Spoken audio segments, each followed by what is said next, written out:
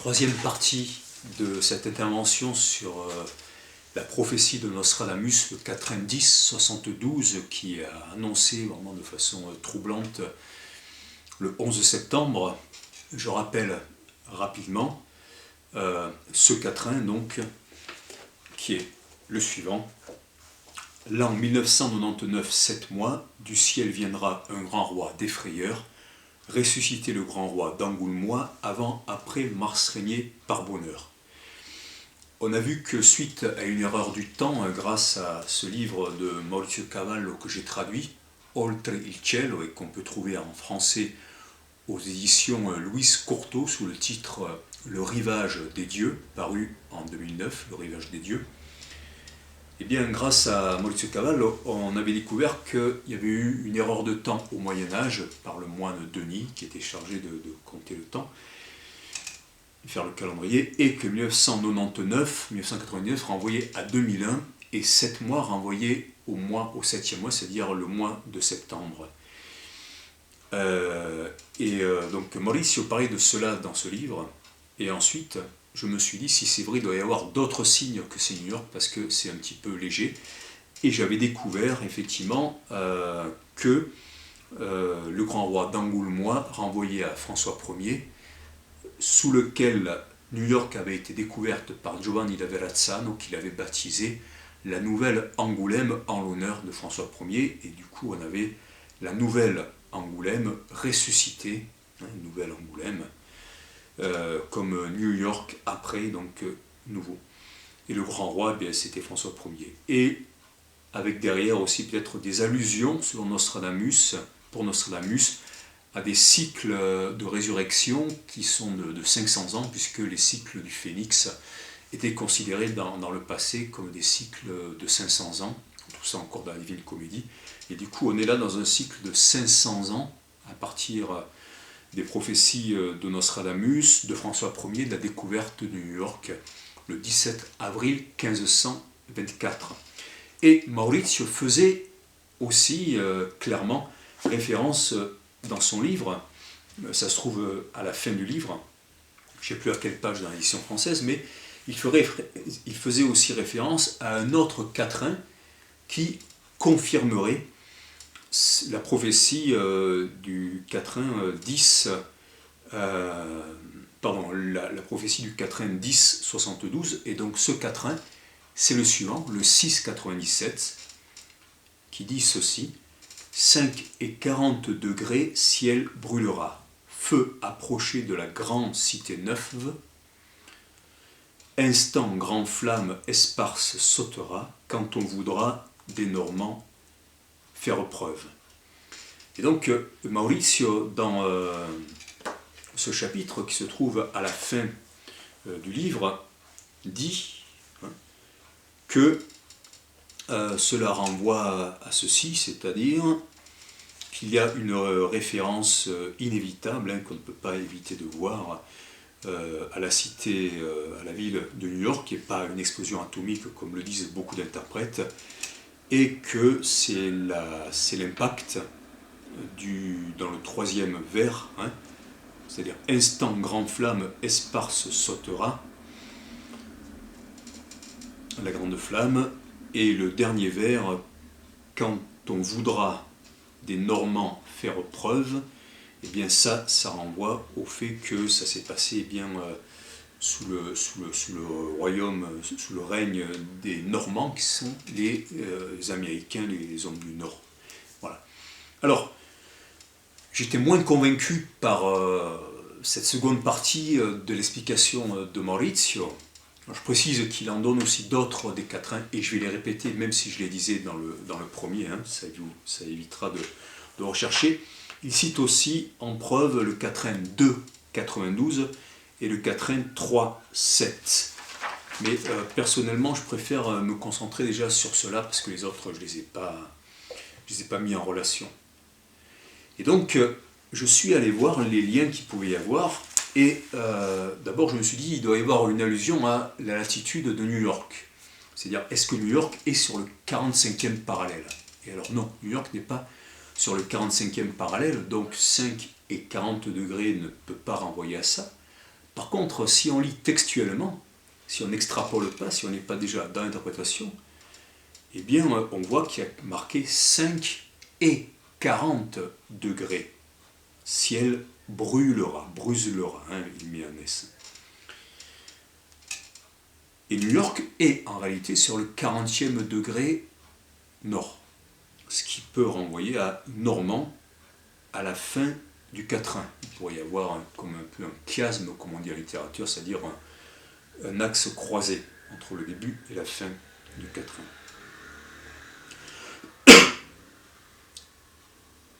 Et le mot normand peut renvoyer effectivement non seulement à l'hémisphère nord, mais aussi au fait que les États-Unis ont été conquis en définitive par les descendants des Normands, puisque les Anglais, ce sont à la fois les descendants des Celtes, mais à partir qu'on appelait Bretons, dans l'île de Bretagne, mais ensuite des Anglo-Saxons qui ont envahi à partir du 5e siècle, les Angles qui venaient de la Hollande, les Saxons qui venaient du nord de l'Allemagne, les Jutes qui venaient de la péninsule du Jutland, au Danemark.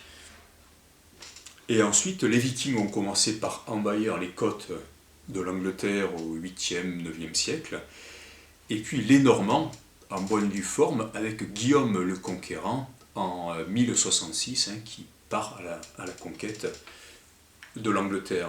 Et donc, par la suite, ce sont les Anglais, les descendants des Normands avec les dynasties normandes, des hommes du Nord, qui feront main basse sur l'Amérique. Voilà, donc là, il y a quelque chose qui renvoie clairement aux Normands. Mais il n'y a pas que ça. Je reviens au premier vers, 5 et 40 degrés, le ciel brûlera. Eh bien, je me suis dit, s'il y a un lien entre le premier quatrain qui parlait des Twin Towers et de l'attentat du 11 septembre, et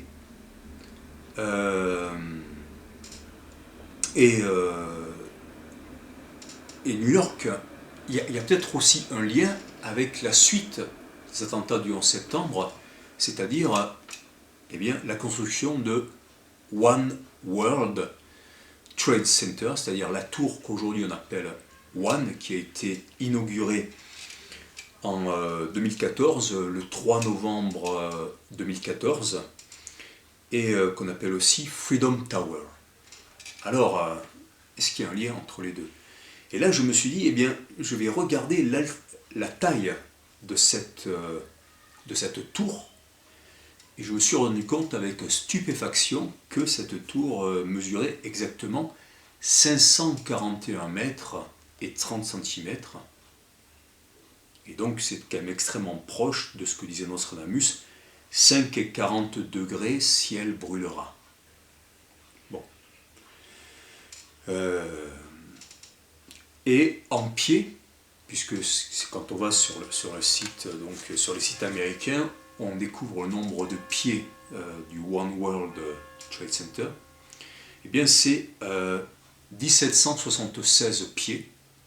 Et évidemment, 1776, c'est la date de la déclaration d'indépendance des États-Unis, la date de la Révolution américaine.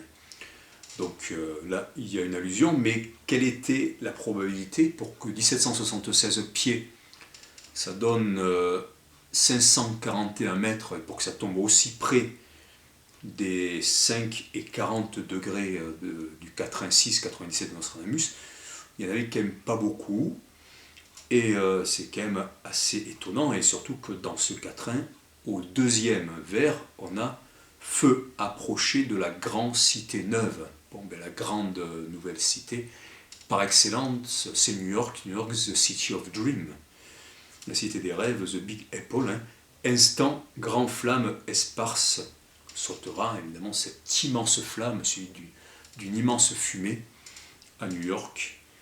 Et quand on voudra, des Normands faire preuve, c'est-à-dire mettre les hommes du Nord, c'est-à-dire les hommes de l'Amérique du Nord, les Normands descendants les Américains descendants des Normands, des hommes du Nord, faire preuve, peut-être mettre à l'épreuve, puisque ça a été, pour beaucoup des Américains, la plus grande épreuve qu'ils ont traversée, puisque c'était la première fois depuis la guerre d'indépendance et puis de la guerre, après la guerre de sécession, mais en tout cas c'était la première fois qu'ils étaient attaqués sur leur propre territoire. Ils ont dit mais c'est la...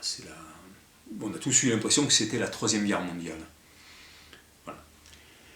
Donc c'est quand même extrêmement troublant tout ça.